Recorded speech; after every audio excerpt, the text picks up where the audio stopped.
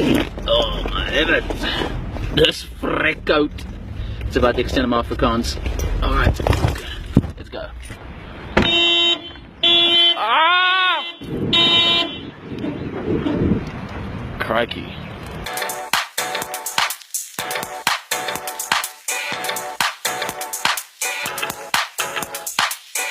It's a beautiful winter's day here in the Mother City. Well, you can't tell mountain. Oh, there you are. And I'm here at Cape Castle to do something that I've been wanting to do for a very long time. You all know that I'm pretty hot on the water situation here in Cape Town, and I've heard about the copious amounts of water that's wasted underground through the tunnels of Cape Town. So enter Matt Weiser, who's the owner and operator, let's get into the sun here, who's the owner and operator of Good Hope Adventures, who's really the only people that are kind of qualified to take you on these kind of tours that explore the tunnels, although the tunnels are closed now until they revamp a few things. This is going to be an awesome vlog. It's in collaboration with Times Live. Myself and them are doing a 3-part series. This is the first of the 3-part series about the water in the Cape area and the drought and how much water we actually do have. What is the real situation? Jan van Riebeeck arrived here in about 1652.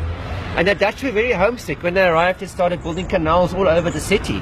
And these canals got polluted 3 years later. They got quite polluted, and this is when they started the first, or this when they wrote the first environmental law.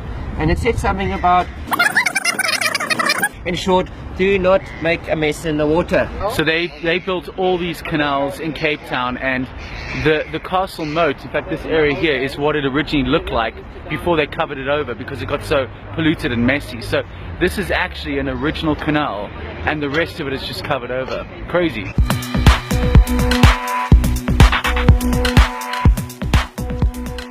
We're going around the side of the castle where it's not really the beaten path. Places that people don't really go, I think.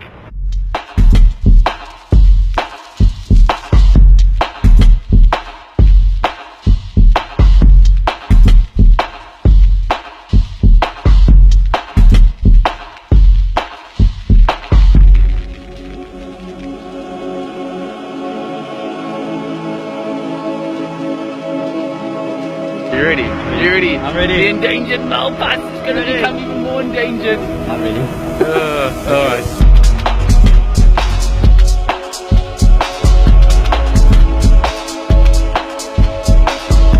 Be careful where you put your feet. There you go. Be careful, that thing is a bit rusted.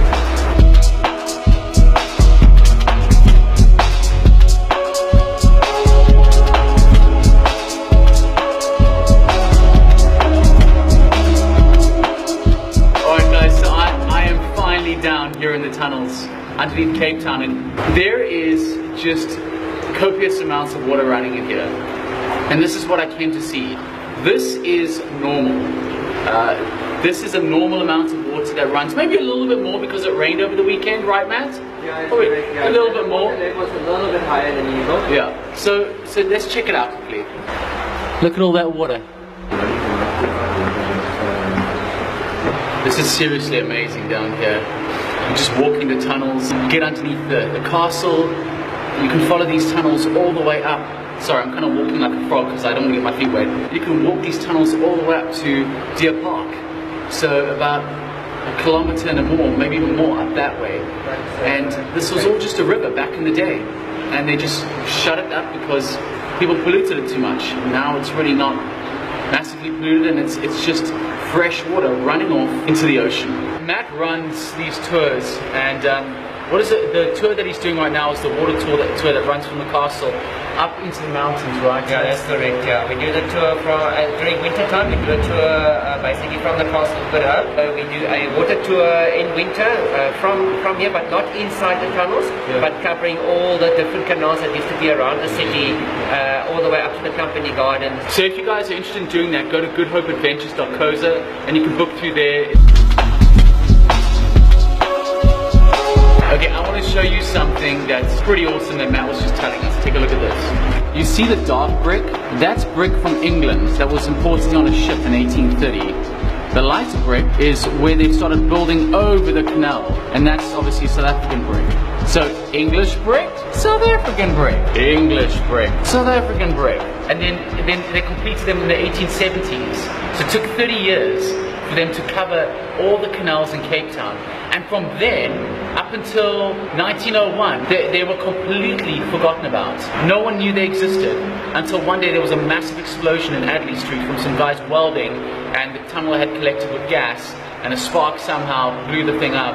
And they were like, oh wow, look at all these canals and tunnels underneath Cape Town. That's amazing. Matt, let me ask you, what is the average amount of water that's pumped into the ocean a day? In this tunnel, I would say 2.5 million liters of water per day. And you times that by about, say, 15 to 20, because there are about 20 springs on this side of Table Mountain. And they all have that kind of flow rate. About 18 to 20 million liters per day that you could basically use for irrigation purposes or something else. So do the math, how much is that per year? Ooh. 18.5 times 365. Wow, that's almost 7 billion liters of water. Yeah. What, a year? A year. But it's just pumped out into the ocean. Well, it's flowing into and the wasted. ocean, yeah. And it's here already in a confined space that was built over 170 years ago. It's like it took us 150 years to regress. I thought we were supposed to progress, not regress. Yeah. So we're walking along Strand Street now. It's called Strand Street because this is where the beach was. That's correct. Yeah, so we are on the beach, and everything this way is land, and everything that way, backfilled land. We come across a little half door down there. He's got keys for it. Let's go take a look inside.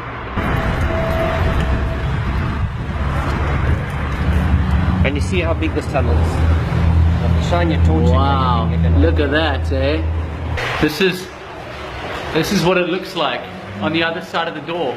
You're right, God. So that just goes out into Strand Street behind me, and these tunnels just go for kilometers and kilometers, and all this water just pours out every day, 24/7.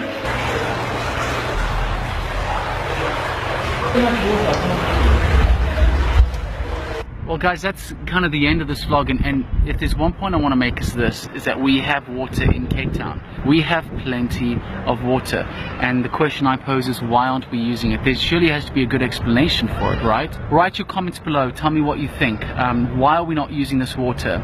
Please share this video. I want this video to get into the eyes of the authority, so they can maybe provide us with some answers as to the reasons why we are letting almost 7 billion liters of water run off into the ocean every year. And if you enjoyed this video, please like my page. Thank you to the Times Live for making this possible, as well as Matt from Good Hope Adventures. Much appreciated. I love Cape Town. I want it to be around for a long time.